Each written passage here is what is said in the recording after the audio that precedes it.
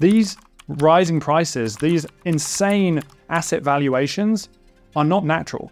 They're artificial, and they come about from a broken monetary system.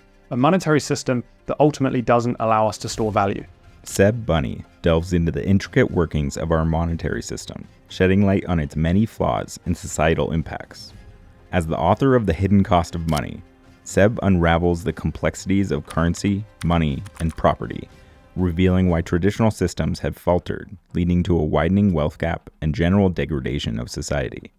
Seb is the co-founder of a nonprofit, Looking Glass Education, and works as a Bitcoin advisor. Let's hear what he has to say about broken money.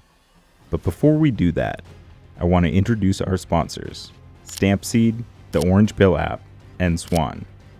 Our partners are businesses and people that we respect, and our products that we at Bit Intelligence personally use. You're watching 21 Voices. Side note, this is Bevan. Let me know if you like this voice or not in the comments below. I wrote The Hidden Cost of Money because I realized that there was not a book that spoke to the layperson, the average individual, a book that broke down how our monetary environment functions and how money really does weave its influence into every single aspect of our lives. Whether we're talking about the breakdown of our natural environment, the breakdown of our relationships, such as our parental relationships, our politics and governments, or if we're just talking simply about businesses and how businesses want to pursue the things that they value.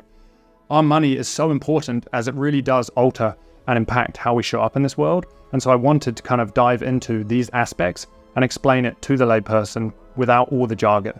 And so the book is basically just a holistic approach to money. And then at the end, it dives into the potential solutions that we have, which obviously I lean towards Bitcoin, because I think if we can separate money from state, we have the potential to fix many of the issues that which we face in society.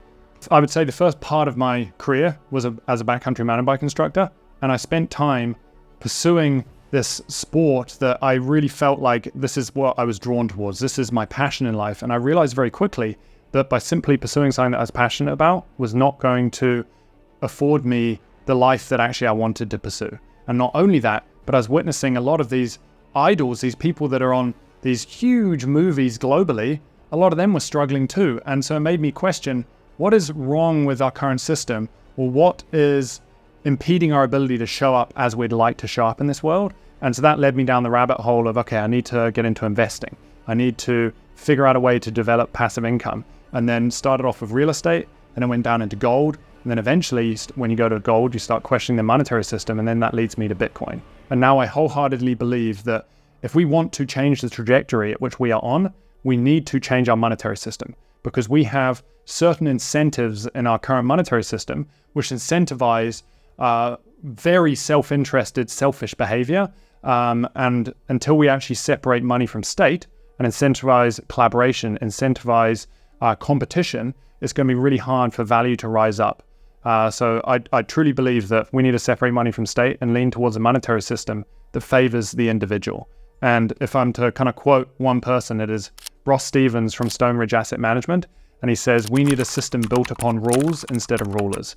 And Bitcoin is the first time in history that we have had a monetary system built on rules. Every single person plays by the same rules. It doesn't matter whether you're Michael Saylor and worth $1 billion or whether you're someone at the bottom rung of society. We all play by the same rules. And what that means is that if we want to obtain capital, if we want to obtain Bitcoin, we have to offer value. We have to support one another. We cannot simply take, which is a problem with our current system. Please bear with us for a quick message from our sponsors.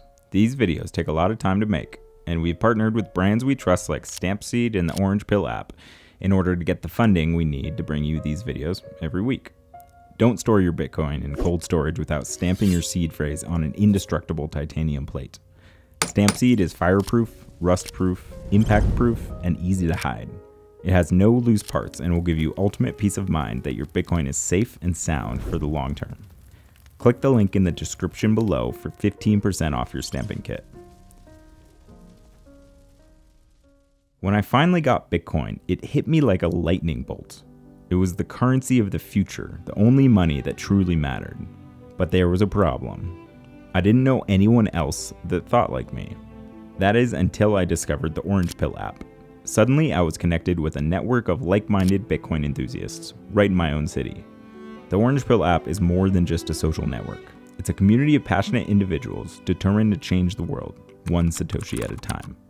This series is brought to you by Swan and created by Bit Intelligence. Remember to like this video and subscribe to both our channels for more videos like this every week. Thanks for watching. Our current system is built upon intervention. And the challenge is a lot of people think, well, we need intervention because we have a system whereby there's a lot of people that are struggling. What they struggle to realize is they're struggling because of the intervention in the first place. In the book, The Hidden Cost of Money, I kind of break down these 4 stages to kind of economic collapse. And this kind of explains why intervention does not work. The first one is a misalignment to our reality. The second one is the death of creative destruction. The third one is distortion of capital flows. And the fourth one is decision-making impairment. So let's go through each of those. So if you ever read Jeff Booth's book, The Price of Tomorrow, he talks about how technology, we're always striving to get more for less. In all situations, whenever we're trying to advance the world, we're always striving to get more for less. You think about like the horse versus the car and the efficiency gains from moving towards the car. And the analogy that I like to give is the Netflix versus Blockbuster. Blockbuster, just to rent one movie, you used to have to drive down to Blockbuster expending gas. You used to have to spend half an hour in the store trying to pick out which movie you watched. Then you're $8-9 renting the movie. Then you drive home, you'd watch the movie, then you drive back, and then you drive home. All of that time and energy to watch one movie. And now we spend the same amount as one movie and we get Netflix with millions of shows at the touch of a button. So if you think about it, if technology is always trying to get more for less, then prices should be falling. But they're not. They're not falling. Instead, prices are rising, and this is because of our monetary environment. When the government constantly intervenes and prints more money, we, the currency holders, do not benefit to the same extent with technological advancement. And so this is the first issue we face.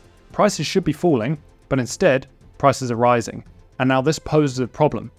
If we have got this huge indebted nation with all of these companies that are carrying huge amounts of debt, well, if prices start to fall and the margins start to get squeezed, but then you're a hugely heavily indebted nation, then the government has to intervene. It has to go and inject capital into the economy in order to support these burgeoning businesses that have taken on too much debt. So now this kind of impedes competition. So this leads us to our second stage, which is kind of the death of creative destruction. So in a free market, you have competition. You have two companies competing against one another, and the one that offers the most value will rise to the top. But when the government is stepping in and bailing out companies, what is that doing? Well, it's now supporting companies that are being either fiscally irresponsible or they're not offering value. And the challenge with this is that if you're now impeding, you're creating artificial competition, it leads to a whole host of other issues. One big one is just innovation. If you think about it, if you're a company that is actually offering value in society, and all of a sudden you're now having to compete with all of these companies that should not exist, all of a sudden you're now having to redirect capital that would go towards innovation and research and development, and that's just going towards competition, marketing, you name it. So first off, innovation is destroyed. Second off, we've got the death of creative destruction. We're not allowing natural value in society to rise up because we're bailing out companies that should not exist. So that's the first 2 stages. We've got the misalignment to reality. Now we're bailing out companies. So now there's capital flow distortion. If you think about it, if us as consumers, we direct our capital towards companies that offer value, companies that offer services that offer something that we value, what ends up happening is capital flows and supports innovation. It ends up actually supporting these companies. But when the government is stepping in and interjecting and pumping capital and supporting all of these failing businesses, all of a sudden we're now seeing this misalignment of cash flow throughout society. Cash is flowing towards businesses that should not exist. And this poses a problem. Now we don't actually know what businesses should exist, what businesses shouldn't exist, who's offering value, who isn't offering value, which leads us to our final stage. If we're trying to start a business, or we're a central planner, or we're a politician, and we're trying to make decisions about our future, but we don't know who is offering value and who's not offering value, what companies should or should not exist, it's really, really challenging for us to make effective future decisions. And so these 4 stages explain why intervention doesn't work. When we try to intervene, when we try to prop up failing businesses, when we try to support certain areas of the economy, we actually start distorting the natural flow of capital in society, which ends up kind of breaking down competition. It ends up breaking down the free market, and ultimately that leads to a fragility in society. We end up with a society that is hugely indebted. We end up with a society where purchasing power is losing value, where it's harder and harder to live. Like, we know that when it comes to money, there's three functions of money: a store of value, a medium of exchange, a unit of account. Let's forget the second two for a second and focus on the first one. A store of value. When our money no longer stores value, people aren't simply just going to hold their capital in their money. They're still going to move that capital somewhere. So what do? They go and flood into real estate. They go and flood into equities. They go and flood into bonds. The reason why we've got insane inflation right now is because capital flight from the currency is happening because people are just trying to hedge against inflation. These rising prices, these like insane asset valuations are not natural. They're artificial, and they come about from a broken monetary system. A monetary system that ultimately doesn't allow us to store value. So kind of recapping on all of that, intervention doesn't work. When we step in and intervene, we impede natural evolutionary competition from taking place. What allowed humans to get to this point in society, or in humanity, is that we've allowed competition to take place, and we've allowed those that offer value to rise to the top. If you stop that from happening, if you support those that are fiscally irresponsible, if you support those that are not offering value in society, society starts to break down. We start being impeded in our ability to make economic decisions. So I think it's so important that we allow natural competition to take place. Seb's journey as an author and advocate for Bitcoin is quite inspiring and shows that anyone who is open to diving into the subject will be able to wrap their heads around it with enough time and research. You don't need to be an expert at finance, economics, math, history, or even computer science to understand what problems Bitcoin can help solve in the world. If you haven't already, go put your 100 hours in. We're here to help inspire you to dig deeper. Stay tuned and remember to subscribe for the latest recaps, insights, and films about all things Bitcoin. This is 21 Voices. If you want to watch another episode, try this one here.